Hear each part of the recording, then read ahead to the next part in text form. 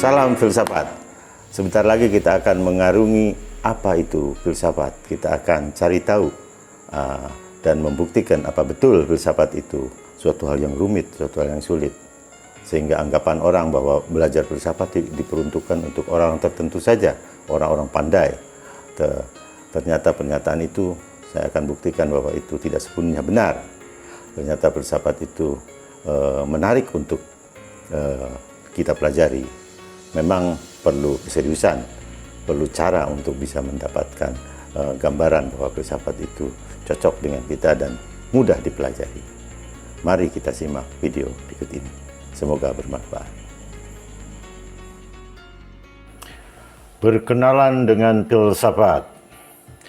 Mungkin selintas ketika kata filsafat disebutkan, muncul dalam benak kita sejumlah gambaran bahwa filsafat adalah sesuatu hal yang tinggi, sesuatu hal yang sulit, suatu hal yang abstrak dan tidak terkait dengan masalah kehidupan sehari-hari. Tokoh-tokohnya disebut filosof, yang mungkin digambarkan orang yang saling menyendiri, merenung, dan memikirkan hal-hal yang tidak biasa dipikirkan orang pada umumnya. Sebenarnya masalah pokok filsafat adalah persoalan yang pernah dipikirkan setiap orang.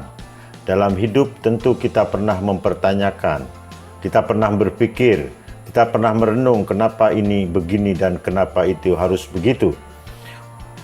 Mengapa kita mempertanyakan itu semua menjadi penting bagian dalam diri kita? Karena memang pada sejatinya kita sebagai manusia adalah makhluk yang mempunyai dorongan rasa ingin tahu, dan mereka yang meneruskan rasa ingin tahu sampai mendalam, merekalah yang akhirnya berhasil menemukan hakikat segala sesuatu. Merekalah yang disebut filosof, dan kegiatan merenung mencari jawaban atas berbagai persoalan yang dihadapi dalam kehidupan namanya kegiatan berfilsafat. Dan demikian arti filsafat sebenarnya pada mulanya. Filsafat merupakan upaya merenungi kehidupan secara kritis. Semangat berfilsafat seperti ini bisa kita temukan dari ungkapan Plato sendiri, salah seorang pionir filsafat dari Yunani. Menurutnya, kehidupan yang dijalani tanpa dipertanyakan adalah kehidupan yang tak pantas untuk dijalani. Nah, sekarang kita sudah semakin jelas mendapat gambaran tentang apa itu filsafat. Ternyata filsafat adalah sebuah kegiatan yang membahas banyak hal, membahas segala sesuatu yang ada, bahkan yang mungkin ada, yang terlintas dalam pikiran maupun yang dihadapi berupa masalah-masalah yang real. Filsafat juga bisa membahas masalah yang metafisis seperti Tuhan, dan bisa membahas masalah-masalah dirinya sendiri dan juga alam semesta tempat dia tinggal. Namun filsafat sebagai subjek akademis, sebagai bahan pelajaran, rupanya ditujukan untuk melatih nalar dan logika dalam upaya memahami realitas dan berusaha menjawab pertanyaan mendasar tentang berbagai hal, menjawab pertanyaan soal pengetahuan, kehidupan, moralitas, baik dan buruk, dan sifat-sifat manusia pada umumnya. Secara etimologis, kata filsafat berasal dari kata Yunani kuno, philosophia, yang terdiri dari dua kata, philos dan sophos, berarti cinta akan kebijaksanaan. Cinta artinya hasrat yang besar, yang berkobar-kobar, yang sungguh-sungguh. Sementara kebijaksanaan berarti kebenaran sejati atau kebenaran yang sesungguhnya. Filsafat berarti hasrat dan atau keinginan yang sungguh-sungguh dalam mencapai kebenaran sejati. Demikian arti filsafat pada mulanya. Secara istilah, filsafat dipahami juga sebagai suatu usaha untuk berpikir secara radikal. Sifatnya radikal sampai ke akar-akarnya. dan menyeluruh, suatu cara berpikir dengan mengupas sesuatu sedalam-dalamnya. Aktivitas tersebut diharapkan dapat menghasilkan suatu kesimpulan yang universal, yang menyeluruh dari kenyataan partikular, dari kenyataan yang sebagian-sebagian, yang sifatnya khusus. Sementara kebenaran yang sejati adalah kebenaran yang universal, yang berlaku pada setiap keadaan dan pada setiap tempat. Itulah makna filsafat secara istilah. Jadi filsafat itu adalah kegiatan berpikir kritis, kegiatan berpikir dalam bentuknya yang sistematis, menghasilkan sesuatu yang runut, dan berpikir secara rasional dan komprehensif tentunya. Itulah ciri khas berfilsafat. Mempelajari filsafat tidak bisa kita lepaskan dengan sejarah pemikiran Yunani. Dan dalam mempelajari filsafat Yunani berarti kita menyaksikan kelahiran filsafat. Pemikiran filsafat Yunani pada periode awal acap kali disebut dengan filsafat alam. Pernyataan tersebut berdasarkan pada munculnya banyak ahli pikir alam yang memfokuskan pikirannya terhadap apa yang diamati di sekitarnya. Para pemikir waktu itu sangat tertarik dengan masalah kejadian-kejadian alam.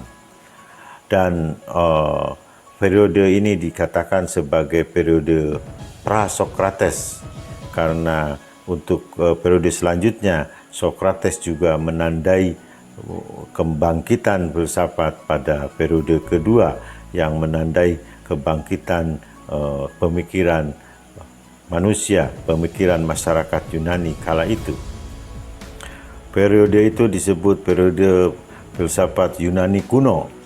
Di sana kita temukan tokoh-tokohnya seperti Thales, Heraklitus, Anaximenes, Pythagoras, dan lain-lain.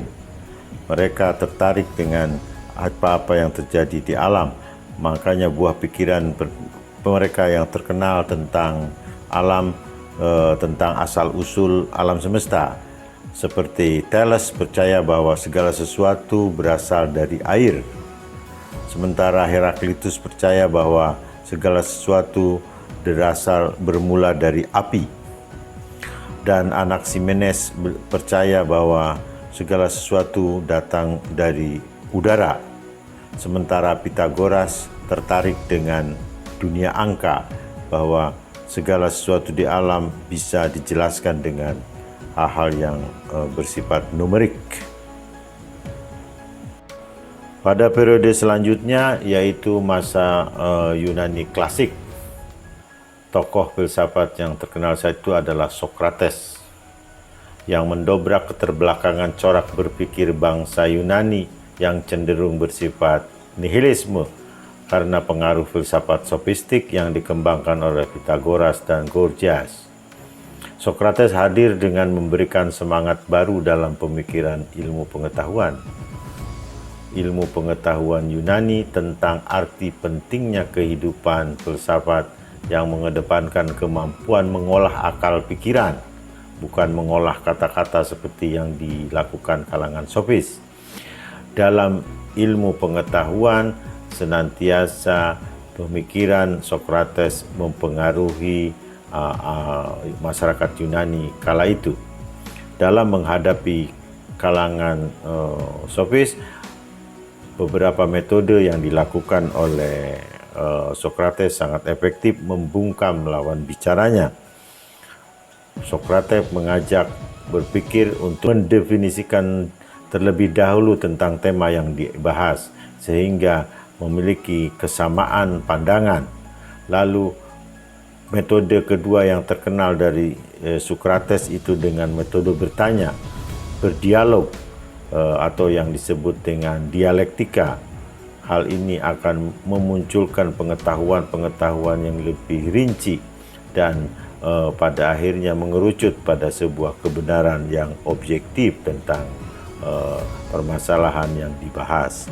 Inilah hal yang membuat kalangan sofis tidak bisa berbuat apa-apa.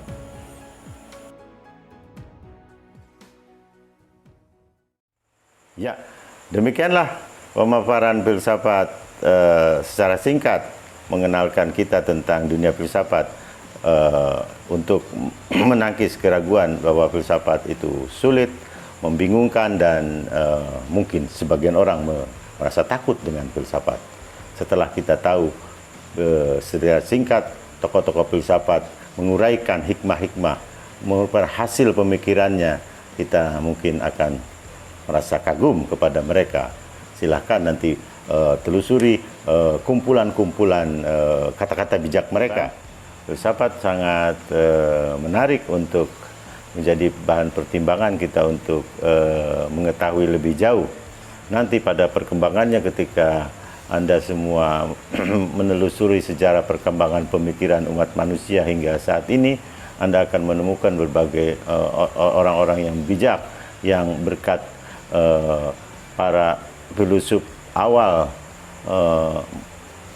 meletakkan dasar-dasar pemikiran yang kemudian melahirkan ilmu pengetahuan yang megah hingga saat ini. Peradaban manusia terutama di dunia ilmu pengetahuan sangat berhutang kepada filosof, kepada filsafat terutama di Yunani.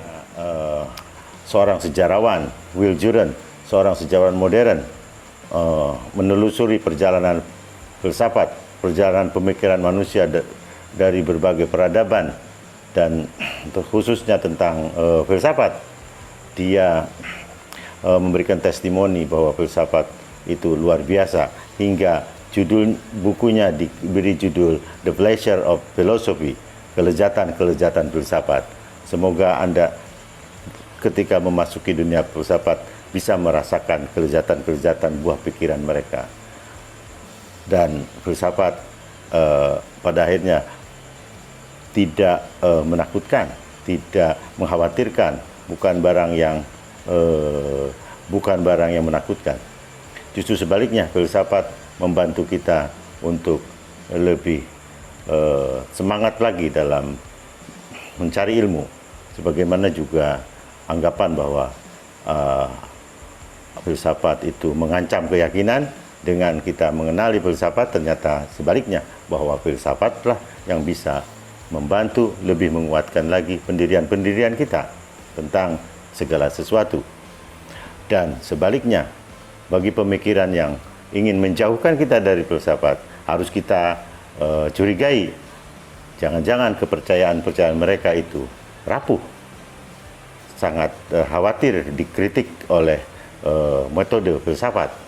Sebagaimana runtuhnya sistem keyakinan mitologi pada zaman Yunani kuno dulu, dengan pendekatan filsafat, keyakinan-keyakinan tidak berdasar dari mitologi itu kemudian tergeser dengan kegigihan para filosof berpikir, menuangkan gagasan-gagasannya. Mudah-mudahan bermanfaat pemaparan singkat ini. Wabillahi taufiq wal hidayah. Wassalamualaikum warahmatullahi wabarakatuh. Salam filsafat.